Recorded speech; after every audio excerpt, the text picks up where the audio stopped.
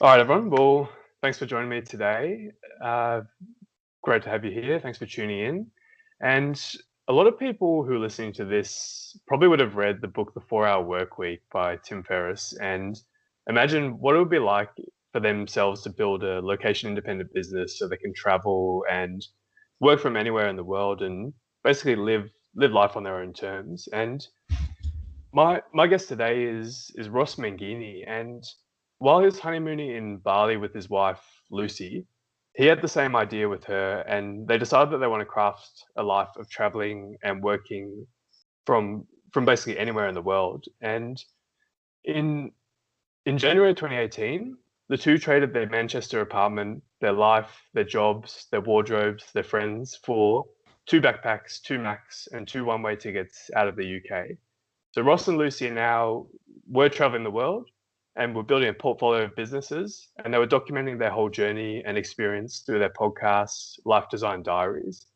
They also recently launched a podcast agency called Hear and Tell, which helps companies produce podcasts that make them stand out and win more business. So I wanted to bring Ross on the show today so I could figure out how he built this life for himself, what he's learned from traveling the world and building businesses, and how someone listening can apply what he's learned to their own life. So, Ross, welcome to the show. Thanks for being here. Thanks for having me on. It's good to finally be chatting to you in person. Yeah, absolutely. Great to have you here. So, to start off, I wanted to get a bit of a sense of your background and your story. So, I'd like to know, like, what were you doing before this whole life design diaries journey that you're on, and what you're doing now? Like, what were you doing for work? What was your life like? What was it like before this whole journey? Yeah, sure. And it's interesting. Okay, I'll take you right back then. When I left school, I got good grades. I didn't want to go to university. I decided, so everyone has that decision point, are they going to go to uni or not? For me, I just wanted to get into business and start managing people. Like at the time, that was my thing. I kind of wanted practical experience in managing people. So I thought I was going to join like a 2 year program in retail and then be off, go through their leadership program and then be off. But I actually kind of overstayed my welcome a little bit. And I stayed there for 6 years. It's funny when you get into retail management, it can kind of trap you and you can just sort of stay on that path. So although I was kind of, I guess, climbing the ladder, getting promotions, and I eventually worked my way up to a store manager of a store and managed, loads of different people across that time. I decided that I needed to, that was never the plan. I wanted to kind of switch. And a big change for me is when I made that jump and I went across into the tech sector. I went into sales. So I started as a business development manager for an app company, one of the UK's best app companies, and then just worked my way up there so that I managed a sales team. And that was it was only 18 months ago now that I decided actually I wanted to do something myself. So I've always from a young age knew that I wanted to work for myself. I was Mhm. just kind of navigating the path to get to that stage. And like you said in your intro, January this year, my wife and I, newly wife and I, decided to quit our jobs and go traveling, which at the time was like like a very, I would never have said that I would go traveling. Like it was never in my kind of plan. It was never in my makeup, I guess. And I've talked about this on my podcast that when I kind of heard traveling, I always associated that with many people as kind of like escaping, like, getting away from something that they're not content with right now.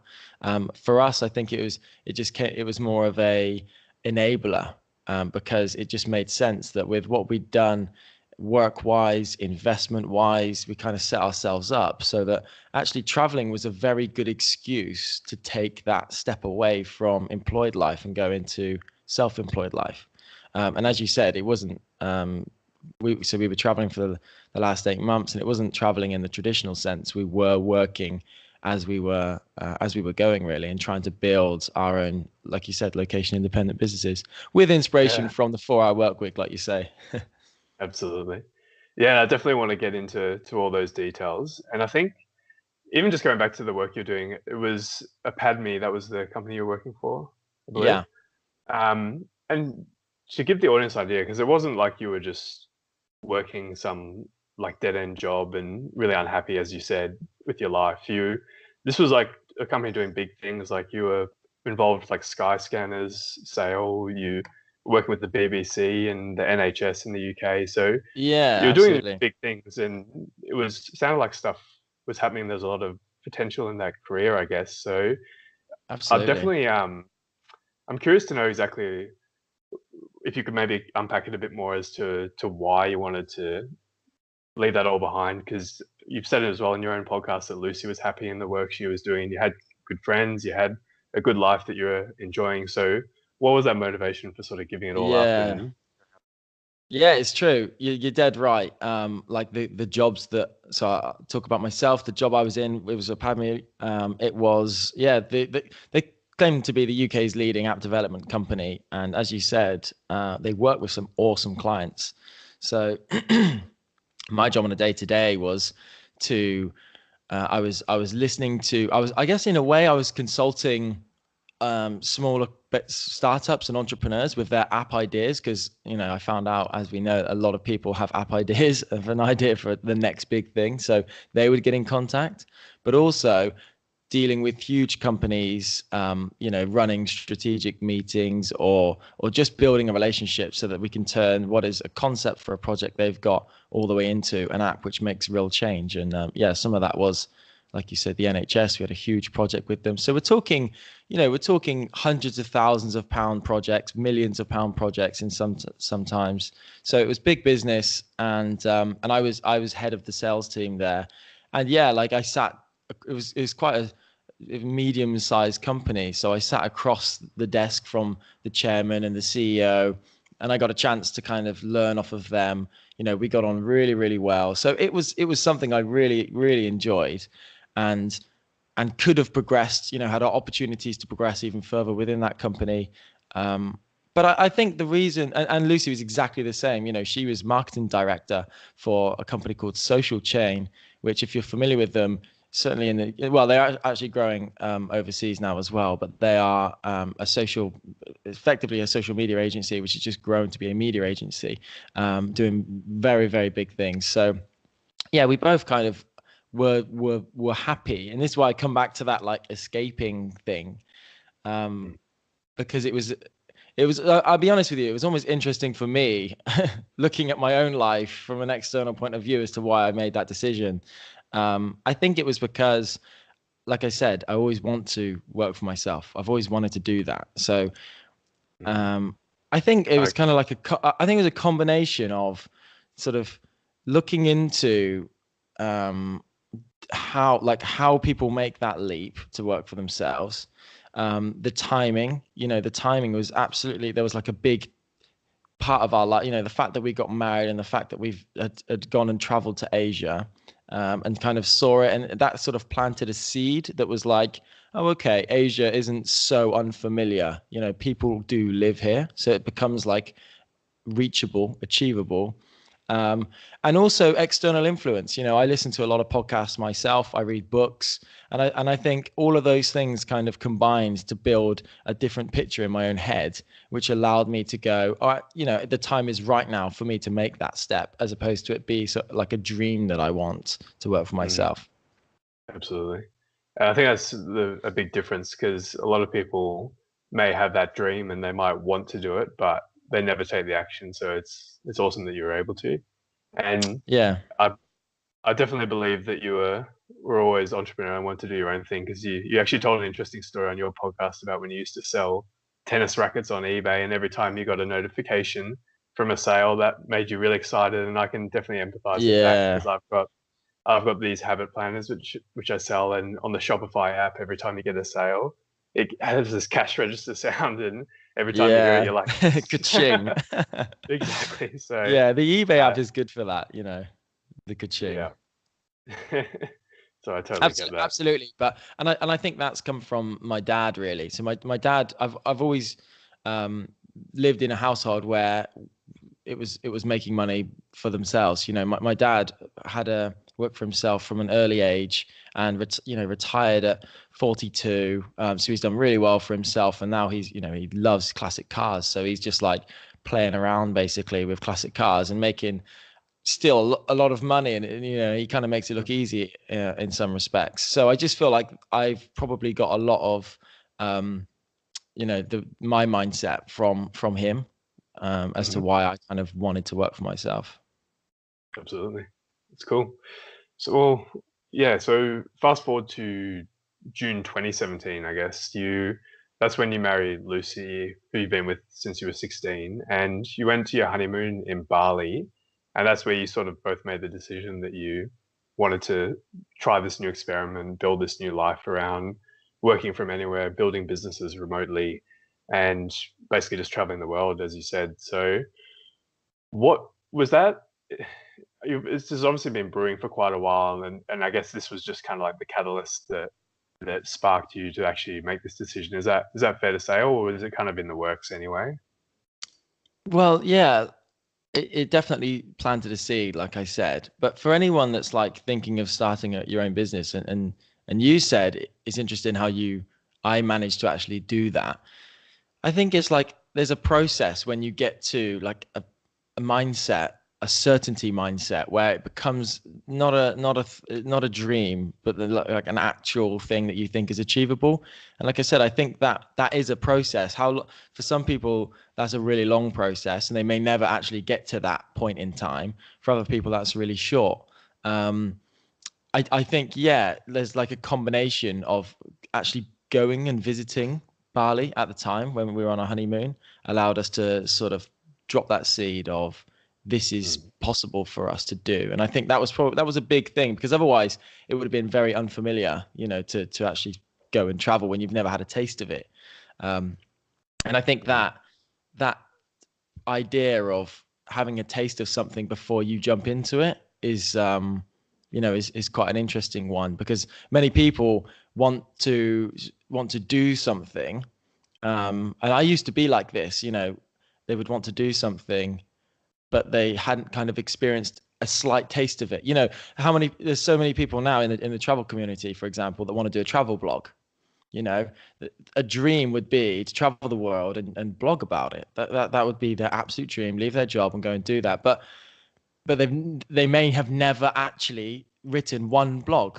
Forgetting not just travel, just writing a blog, because what you'll realize very quickly is that writing a blog isn't easy, and then writing a blog every day or every week actually becomes quite difficult. You kind of, once you pass through that top of mind kind of blog ideas that you've got, you're now into like this different world of how can you be consistent with your blogging.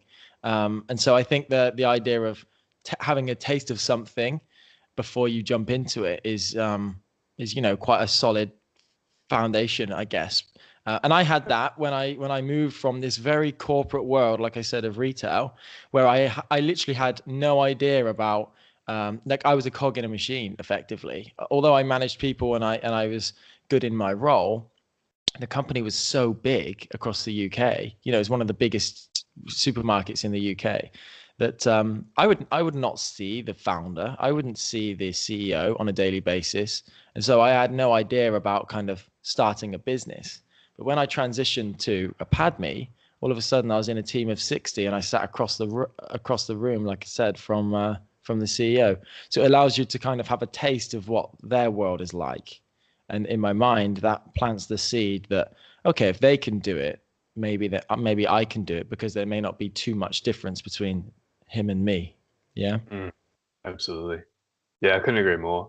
And I think that's a key point what you said as well about having that taste before you actually jump in and do something, because there might be some people who they feel like they want to, say, go traveling for a long time and see the world and do all this stuff, but if they haven't actually ever even left like their state or like their town before, they might actually hate traveling. So if they sort of go all in and like buy a ticket out of the country and go, they might actually really not enjoy it. So having that sort of taste just to make sure, yeah, this is something I want to do and pursue it further.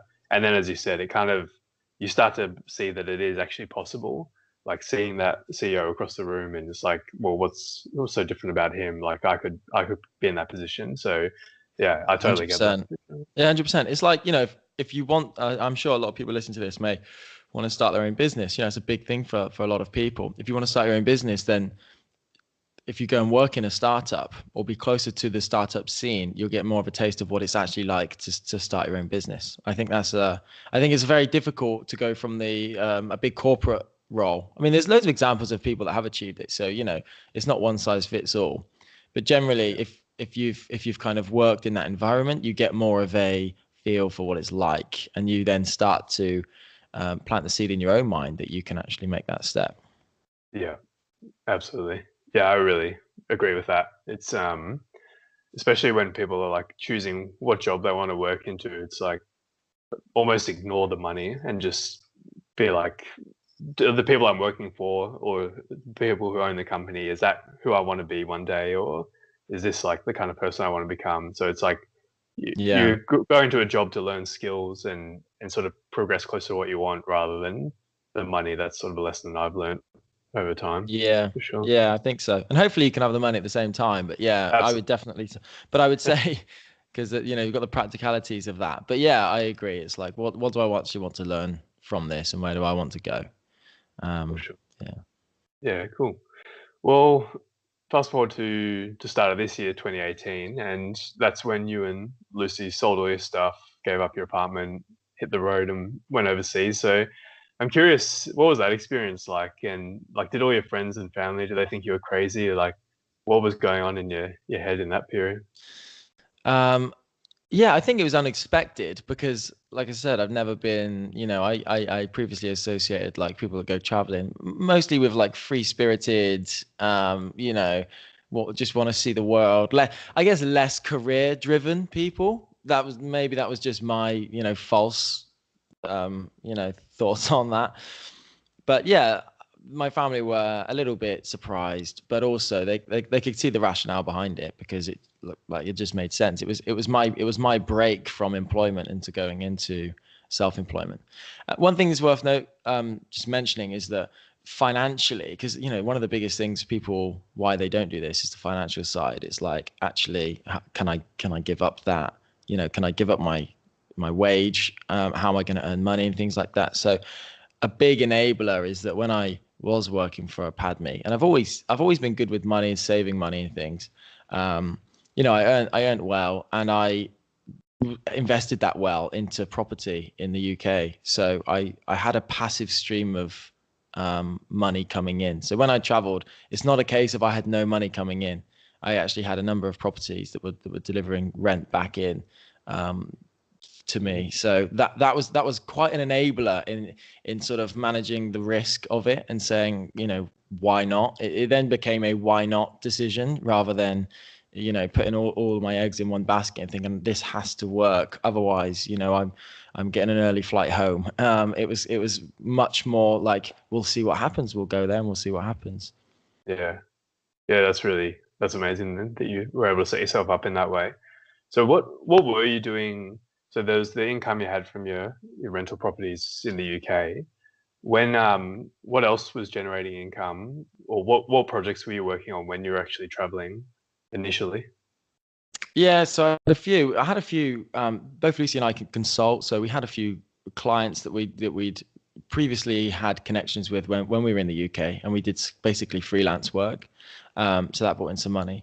The property was the big one, like I said. Mhm. Lucy's got so we effectively have dabbled in e-commerce as well. So there was a few different things that we bought out online, and we kind of built a small brand around them, and so we had money. We had the ka-ching of the app, like you say.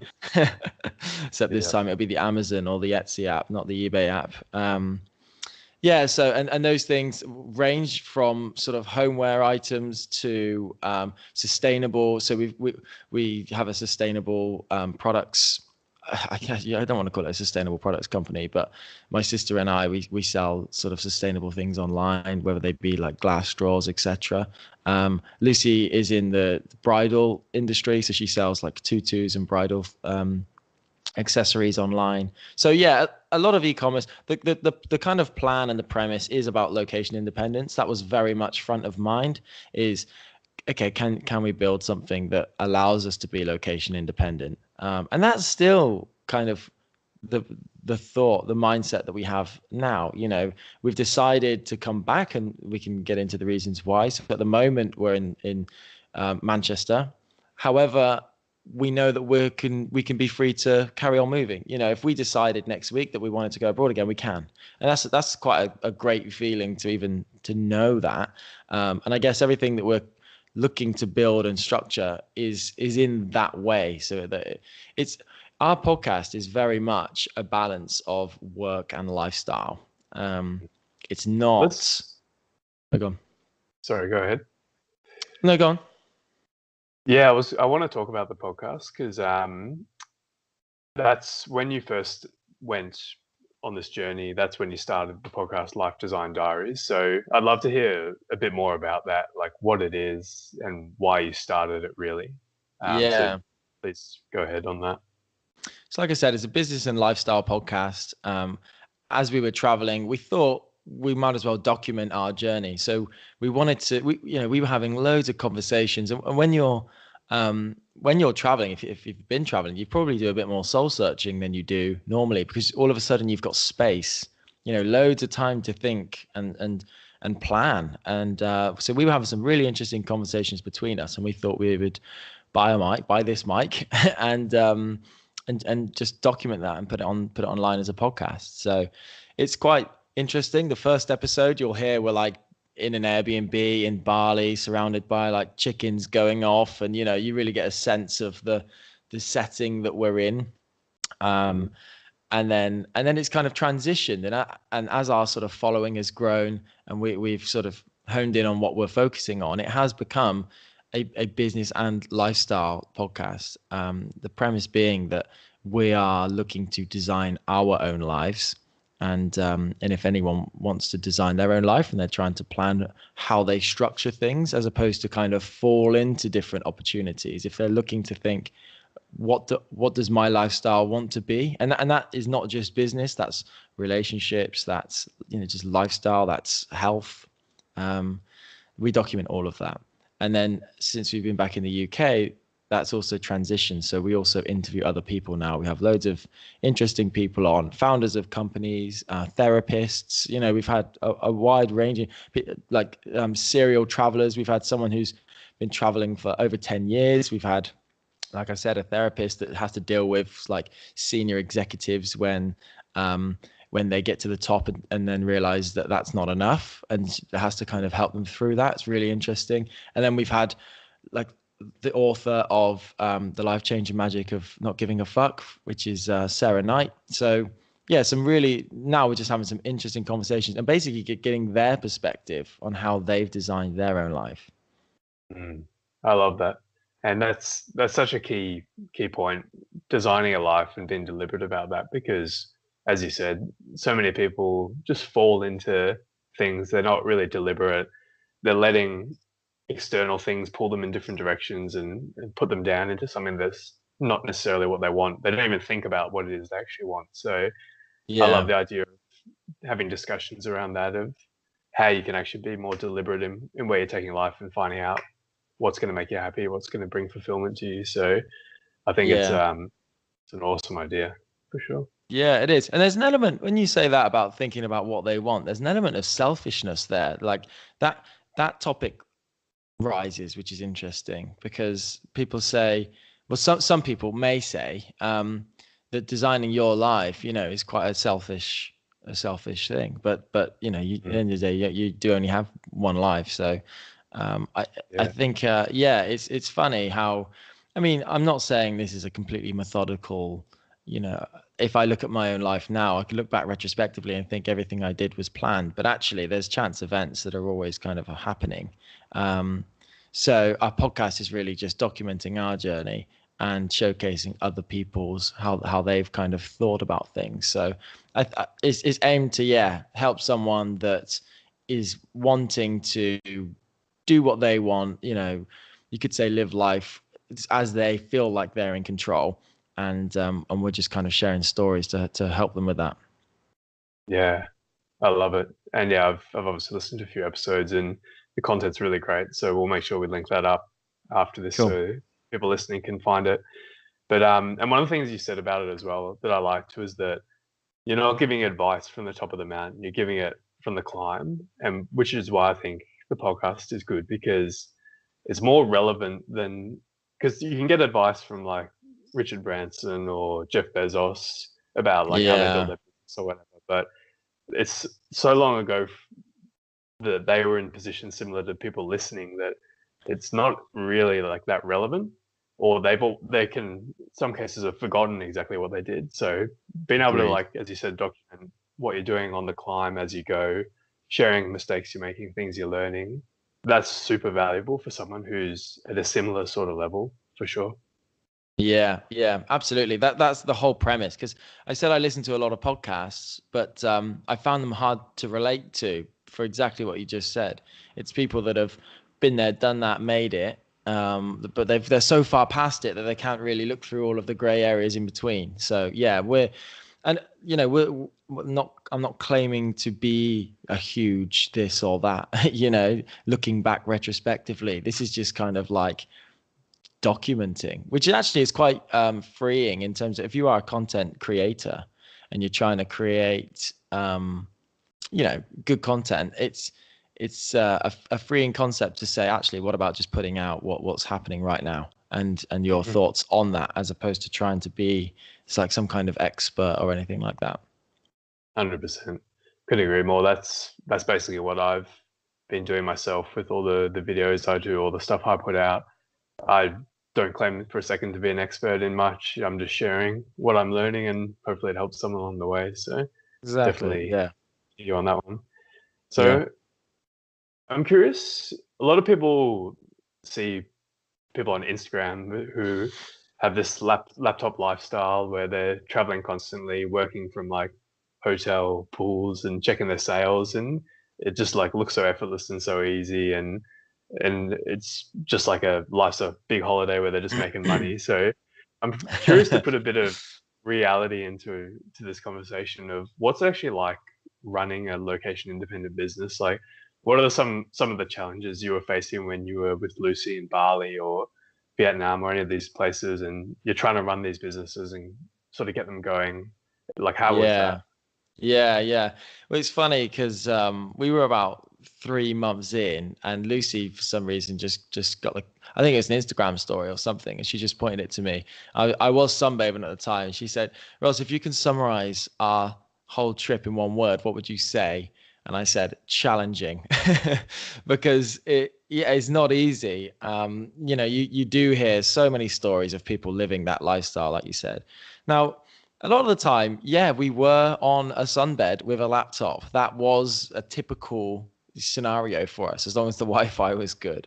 But the problem you have is um, you're neither sunbathing nor working. You're kind of in the middle, and as it goes on, I think it's definitely achievable to maintain a digital nomad lifestyle if you want it to be more of a lifestyle business. You can earn enough money to travel Asia and stay in the southeast quite comfortably. I think you can do that. That is absolutely fine. So it comes down to what your ambitions are. Now, for us, we wanted to kind of create something bigger with our business or our businesses. So we wanted to work hard on that. And what we were finding is that the traveling was just getting in the way. It was becoming a distraction. It was very difficult to travel well and really enjoy the experiences when you're also thinking about all of the work stuff that you've got going on. And then you kind of get to a point you think, if I'm in this beautiful place and I'm working all the time, why would I not just be at home working and then come to the beautiful place to have like a holiday? Um, so that's kind of where we're at, I guess. Now this is why we've decided to settle back in the UK, get focusing, and structure things in a way that is not. We don't have an allocated so many weeks holiday a year. If we wanted to go and work from Italy across next week, we could do that. We could get an Airbnb and we could just work there, or we could just travel there. It's kind of there's no restrictions to that. So that's our thought going forward. Yeah. because it is challenging, and also it's amazing how the little things add up. When you're traveling, you're constantly on the move. You're constantly, where should we go for breakfast this morning? Because there's a lot of places there's no kitchens in the actual, like Thailand, they don't have many kitchens in their places because they just eat street food. So it's like, that's a decision. So it's almost decision fatigue. That's a decision. Then you need somewhere. You may want to find the local gym. You may want to go somewhere for lunch. Then where's the supermarket? Because you need, basic supplies at home. And then, times 3 weeks has now gone by, and we're now getting a flight. Where should we go? Where should we live next month? Where do I get my washing done? All of these like decisions start to really, really add up. And for us anyway, it felt like we couldn't just establish routine as much as we tried. It was very, very difficult to establish routine. So some people may love that lack of routine, but for us, to be kind of productive, we wanted to sort of instill some routine, and so that we could enjoy travel and enjoy work. But it was difficult. It was challenging. Absolutely. Yeah, I can definitely imagine that. I can believe it. And I'm of the thought that some people say routine is boring, but I love novelty, but I also love routine. And I feel like it almost puts, if you can put all those basic things on autopilot, like you were saying, like the eating, where do you eat, what do you eat, where are you going, where's the gym, how do you do your laundry, all this stuff. If you can kind Yeah. of get all that stuff on autopilot, so it's just a routine, that frees you up to then work on the more creative stuff that actually takes proper brain power, rather than just wasting all your decision making capabilities on all these trivial things. And as you said, getting that decision fatigue. So Yeah. yeah, I definitely believe that for sure. But it um, is like I said, though, it is achievable if someone wants to do the digital nomad life. We met plenty of people that are doing it and have done it for extended periods of time. mhm. The you know it's good to, I would say it'd be good to establish something before traveling, would probably be my recommendation now, if anyone was looking to do that. Like if you're looking to get into e-commerce or freelancing in some way, then try and do that now. Establish a client base. We were quite fortunate because we had the property money, we had clients already established that we just carried on whilst you're out there, because you can feel very isolated. So start looking for clients and things is quite difficult. So I would try and soften that step by establishing things whilst you're in your base location first. Yeah, that's a great practical tip. So it sounds like your advice to someone who was thinking about doing something similar to what you did, traveling, working remotely, just get something going initially while you're still at home before you leave, before everything's like crazy and novel and new, so that you kind of just keep it on maintenance and keep it going while you're traveling, rather than having to go through that. It's hard enough starting something when you're at Yeah, home, let alone in Bali or whatever with dodgy internet. So that's exactly. Yeah. that's a great practical tip. So you traveled to 14 countries before you headed back to the UK, which was sort of towards the end of this year, 2018, October, I believe. Yeah. So that's where you are now. You're back in Manchester, and I was curious, so you've kind of already explained like why you wanted to come back, to kind of have that base where you could settle in and then start working a bit more on some of these other projects, which we'll get to in a second. But yeah, so that, I guess, what was the main? Is there one or two things that you learned from traveling for this year that you took away from it that you're going to take for the rest of your life? Like any big lessons or big learnings you took from this period? I think, yeah, absolutely. Many lessons learned whilst traveling. I Just think, listen to the podcast.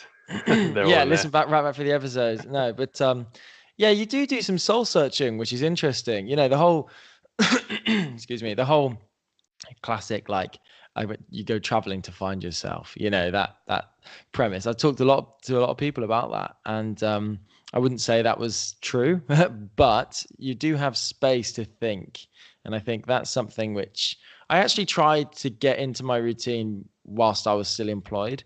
A great piece of advice that a mentor once gave me is just to get out every lunchtime, because as simple as that is, just go for a walk. Like every single day, go for a walk, half an hour walk or an hour, because you can then detach yourself from your work. And if you're looking to do bigger things, it's kind of like that headspace that you need to just kind of check in with yourself and start thinking about that, about your long-term vision, as opposed to just like, what's my day to day look like at work. So I think that's a big, that was a real useful tip for me that helped me think about traveling and actually get into how I'm going to take that step and work for myself, was just getting out every day.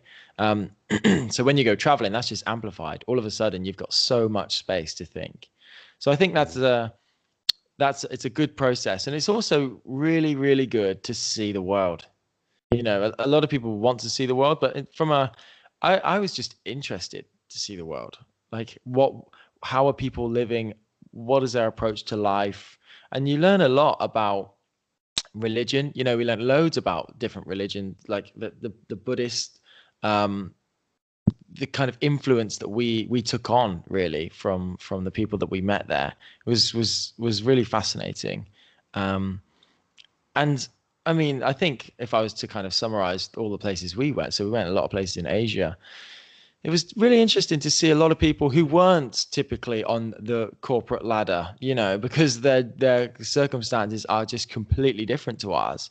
They may work in a restaurant, and some of them might have just been in the sticks, and then you'd go there in an evening, there's like one person in there or no one in there, and they're just on their phone, and you think, God, they must be so bored. That was their scenario. That was just their situation. Other people that just run an Airbnb, and that's kind of like, life done. They're like, they've made it, financially because of that. Other people that, the whole families living together in Bali, it's not commonplace that you move out. It's commonplace that you stay with the family.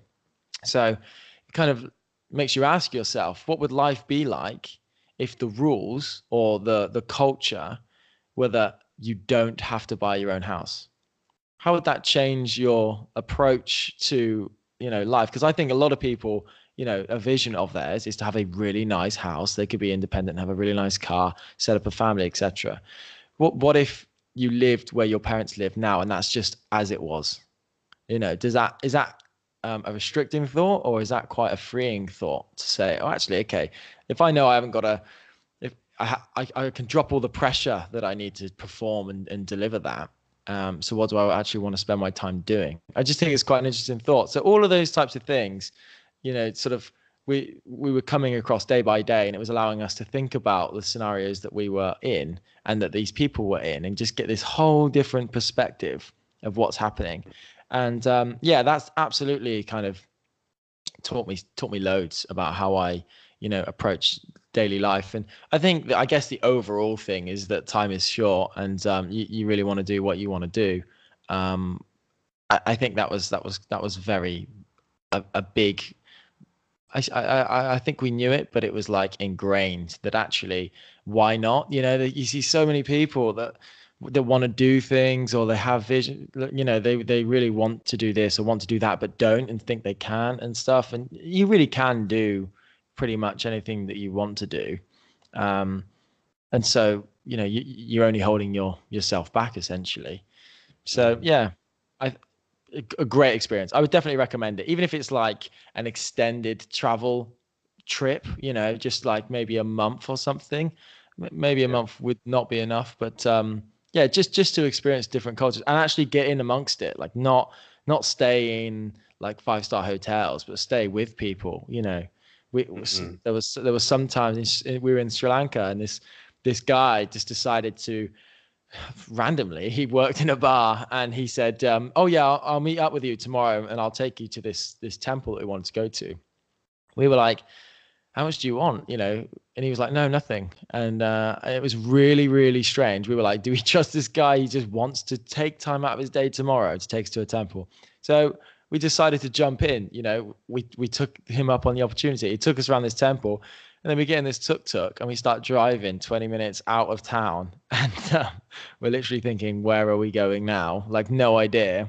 And we pitch up, and we're at his family's house. We go in, we've got his 80-year-old mum, his whole family of like gathered to meet us. And he's like proud as punch that he's brought these two English people back, and he just wants to show his family, who he kind of comes across on a day to day. And it was just like, it was amazing. I got to see their house, what circumstances they live in.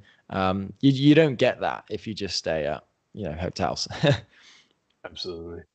Those are awesome stories and good lessons learned. And I think, yeah, diving into other cultures, it almost just, as you said, it resets all your kind of what you see as normal, and what's normal to you and what your day to day is can sometimes be completely inverted for other people in other cultures. So it's Yeah. definitely expands your mind to see that kind of stuff for sure. That's it. That's it. I mean, the taxi driver in Bali just telling us how McDonald's is a status symbol for them. So if his friend goes to McDonald's, he's a baller. He's like made it. Like, what does that do to your mindset? Just how that differs from the life that we are fortunate to live because we're born here. Yeah, that's so funny. Yeah, amazing how different cultures are. Yeah. Well, so that was kind of that period of your life which you obviously learned heaps from and took a lot away from, and you've obviously documented the whole thing. So that'll be good to look back on, and everyone else can see what you've learned along the way as well. Yeah. But now you're back in the UK. You're back in Manchester, as we said before. And in October, you started a podcast agency called Hear and Tell. So I was wondering if you could just explain what that is exactly and how that came about. Yeah, like kind of by chance, really. I mean, the fact that we started our own podcast was just a personal kind of passion. We just wanted to document it, as I said, and share what we're learning from this perspective. And then that transitioned. We started thinking. We got back to Manchester, and our first point of call was just to reach out to all of our connections that we've got here and just meet up. And very soon we were hearing from quite a lot of agency founders that they want a podcast. The word podcast pricked people's ears, and it was like, oh, well, we've been thinking about doing a podcast as well. And this medium is growing massively. Like, it's ridiculous how many people now are listening to podcasts compared to a few years ago. And it's because people want convenient content on their own schedule. You can listen to podcasts, as I'm sure a lot of people maybe listen to this now, whilst commuting, whilst doing housework, whilst doing something else. So it's like a productivity hack almost, that you can now listen and do stuff. And you can get a bit addicted to podcasts. I don't listen to as many now, but you can. I used to listen to loads and loads of podcasts, almost like endless. I was speaking to someone yesterday, and she was saying that she practically listens to podcasts from start to finish of her day, even when she's working. I don't know how she multitasks, but so a lot of people want podcasts, and actually it's a powerful tool for brands and companies to have. And so we just said that we can do it as a service, and they said yes. So we got a few clients now. We just announced it only last week, in the press, that actually it's a new company that we formed called Hear and Tell, and essentially we can help produce podcasts for brands and B2B companies. We can do it as a training piece, or we could do it as a fully outsourced. Like, we'll source the prospects, we'll actually interview them, we'll provide the speaker, we'll edit it, we'll do all of that. And it's really just a new way of allowing companies that are unfamiliar with this medium. They don't know how to do it. They don't know how, like, what channels it needs to go live on. They don't know how to actually produce it. What's a good narrative, so that we could do it for them. But what's interesting is how doing something as a passion had kind of transitioned into that. Like, I've read that so many times that, if you start doing something, that eventually you'll find a way to monetize it. And I guess I could say I was skeptical, because I never thought that actually I would monetize the podcast. It was a personal project of mine that I just wanted to do. So it's really strange to me on how that has turned full circle. And now, because of the growth that we've seen with our podcast, Life Design Diaries, that we now offer that as a service. And that's, a fundamental part of what we're doing now that we're back in the UK. Mm. Yeah, that's awesome. And I like what you said, how, because I think a lot of people, when they're sort of trying to start something, trying to start a business, they'll have this product idea in mind or the service in mind, and that's what they want and that's what they want to bring to the world. Whereas it sounds like this was more like people were saying, "Oh yeah, we should do a podcast. Oh, but we don't know how to do it." Or, "Yeah, we've been meaning to do that." So you're almost hearing there was this problem out there that all these companies, they wanted to have podcasts and they were thinking about it, but they just didn't have the tools to execute on it, which obviously you could come in and solve that problem. So I think that's a great way to think of starting a business. You're solving a problem rather than trying to bring a product or a service into fruition, essentially. Yeah, yeah, absolutely. I totally agree. Yeah. And also just being in among it comes back to, like I said, about being in amongst it, being in the circles that you want to operate in. You know, we both worked in agencies before and we both enjoyed working in agencies. So that kind of model fits us quite well. It's B2B, you know, we've got experience doing that. And so the transition to then do that, it's just it's familiar, you know, we know what we're doing. Um, Again, if someone maybe I hear loads of, you know, just talking to mates and stuff, you know, a lot of people have got ideas of stuff and it's like, I want to do this and it's so unfamiliar. It's like not in the same industry or you know, and you do see examples of where people jump in like that, but they are more rare than you know, when you start businesses which is close to you. Yeah. So I Absolutely. think get in the circles that you think you want to be in, and be happy Yep. about the fact that you don't know exactly what that leads to yet. There's a big unknown part to Mm, that, but you don't know what's going to happen. I can't remember where I heard it might have been a podcast. They were just talking about the unconscious mind and how powerful that is in forming ideas and building on kind of thoughts that you have. Because previously, like I said, from an early age, always wanted my own business, and I definitely would have felt guilty of trying too hard to think about the concept. Like, I want a business. What is it? And kind of trying to think, almost driving myself crazy by overthinking stuff.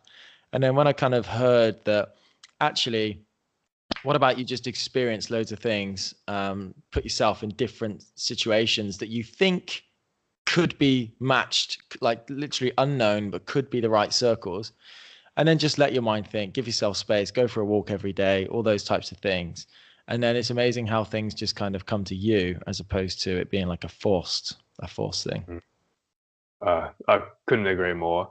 It's sort of trusting that process where if you do the right thing, put yourself in the right areas and circles, as you said, if you do the right things every day, look after yourself, and you just kind of let the process take care of itself without trying to force it. I'm a big believer in that, and that's something I've Yeah. definitely come to work towards a Like lot you, more lately. Yeah, agreed. Like you will find the way. Like you'll eventually, if you want something, you'll find the way to do it. You know, if you kind of have a thought in your, it all starts, I guess, with a thought in your mind of like what you want to do or somewhere you think you want to be.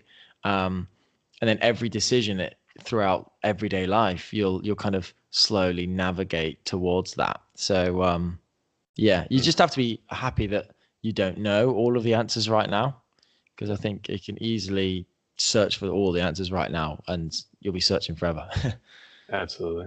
Yeah, experiment with a lot of things, try new things, see what sticks, and kind of just refine as you go. That's kind of the way I look at it, especially Yeah. recently. Totally agree. So what sort of why would a business why do they see this need to have a podcast? Like what are they hoping to get out of having a podcast and putting out content on a B2B level? Like why are they sort of seeing that this is a problem they need to solve and put out this stuff? Can you talk a bit about that? Yeah, I mean, I think it's like any medium, any channel, when it's getting a lot of attention, people need to start you know, paying attention to it. So when everyone started using Instagram, then all of a sudden you see brands entering the market, companies entering the market saying, "Oh, we need to be in this space." It is no different on that. If people are watching TV, then brands and companies want to be advertising on there. So now we're seeing a big shift away from, I mean, video is still huge, but we're seeing a big shift into audio. And that, the podcast boom coupled with new technology entering the market, things like Amazon Alexa, all these audio based platforms, it's only going to grow. And so it's natural that brands and companies then also want to capitalize on that, really, and have a presence, as opposed to not have any strategy there. I think very soon, like most companies will have a blog. Most B2B companies will have a blog, and that's great for SEO, and that's great for for many reasons. But actually, a lot of people now are finding it harder to read long form content, and a lot more people are listening to long form content. So, it's exactly the same. A B2B company or a brand will have a blog, and very, very soon they will also have a podcast, or some form of audio. It's only natural, because that's the way the market's moving. And the agency that we've just set up, Here and Tell, is just helping companies make that transition. We can, like I said before, we can help them actually build a podcast. That's awesome. Yeah, it sounds like it's massive opportunity. So exciting what's coming next. I'm sure we'll watch this space and see what happens. Yeah, so absolutely. What's your 2019 looking like? Like, what are you and Lucy up to? Are you going pretty hard on Here and Tell? Have you got big plans for that? Are you doing a bit of traveling in 2019? What's next for you guys? So at the moment, we're kind of taking each day as it comes. I mean, we're dead excited to be back in the UK. Like, the other thing I didn't mention about travel is, of course, you kind of compromise or sacrifice a little bit, like your home comforts, your friends. You don't get regular contact. So being back in Manchester now, just being able to really appreciate more. When someone's taken away from you, you appreciate it more. So now we're back in Manchester. We're like loving the space we're in, loving the fact that we're able to just see people, our friends and that regularly, family, etc. So yeah, that's great. The fact that we've got the agency Here and Tell, that's just dead exciting. Like, we've got a few clients already, and we're going to be pushing that.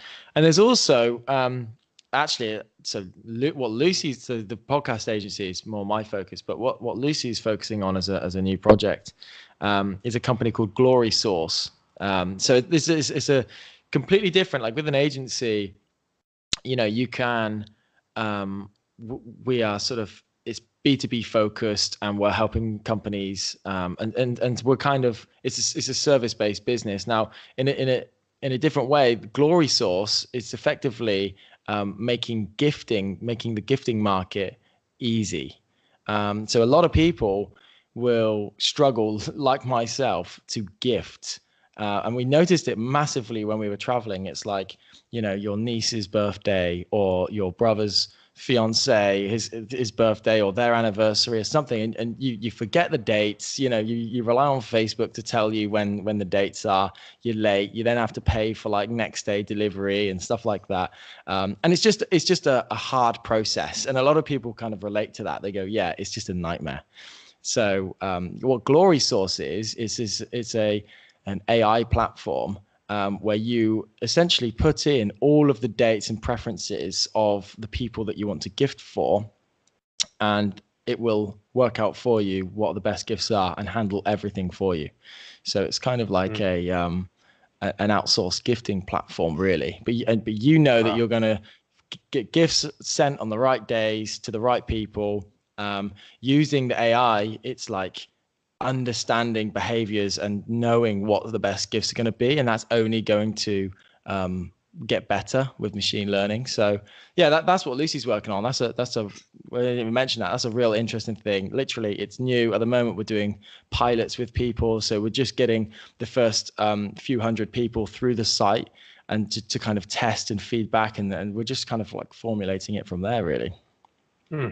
That's amazing. I could definitely use that, because I'm terrible. I always forget Exactly. birthdays and gifts, so I love it. That's a great idea. And that's what most people say whenever we tell them. It's like, oh, thank God, there's something that can help me with this, because yeah, people struggle with it, and it's almost the reason it all ties together, really. Because why is audio getting so big? Because people are searching to be more productive. They want more out of their time. Time is short for everyone. So the same reason why everyone's shifting to audio, because they want to learn whilst they're doing something, is also the same reason why Glory Source will be successful, because actually it's saving people time, which is like a massive enabler. And that coupled with the fact that it's got, all of the sourcing ability to get great products. So it also not only saves you time, but it saves you the headache of having to think about, like, what do I get this person? All you need to do is answer some really interesting, like quick fire questions about what they like, or what their kind of value set is, and let Glory Source do the work. That's so good.